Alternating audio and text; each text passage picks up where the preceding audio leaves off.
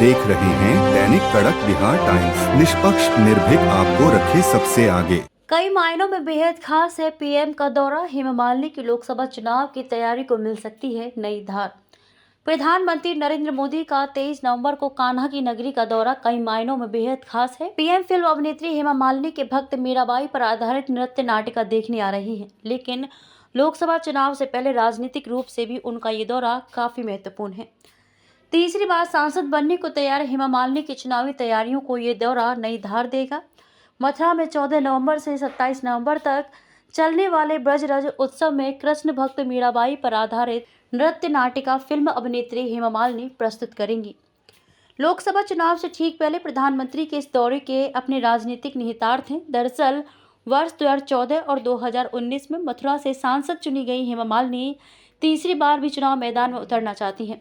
वे कई बार कह चुकी हैं कि वे पूरी तरह फिट हैं, नेतृत्व कहेगा तो जरूर चुनाव लड़ूंगी। इसी वर्ष अपने जीवन के 75वें वर्ष में प्रवेश करने वाली हेमा मालिनी के सामने भाजपा के चुनाव में बनाए गए उम्र के नियम भी आड़े आ रहे हैं।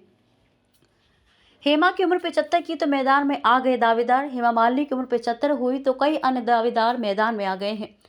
फिल्म अभिनेत्री कंगना रनौत के साथ ही महाभारत में भगवान श्री कृष्ण की भूमिका निभाने वाले नीतीश भारद्वाज का नाम भी चर्चा में है। स्थानीय नेता भी कतार में उनके राजनीतिक करियर के लिए काफी अहम है। राजनीतिक खेमे में चर्चा है कि हेमा इस कार्यक्रम के जरिए प्रधानमंत्री और पार्टी के अंदर अपनी मजबूत पकड़ भी दिखाना चाहती हैं।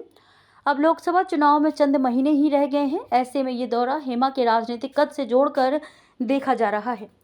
जाहिर है कि प्रधानमंत्री का संबोधन भी इस पूरे दौर में काफी अहम होगा।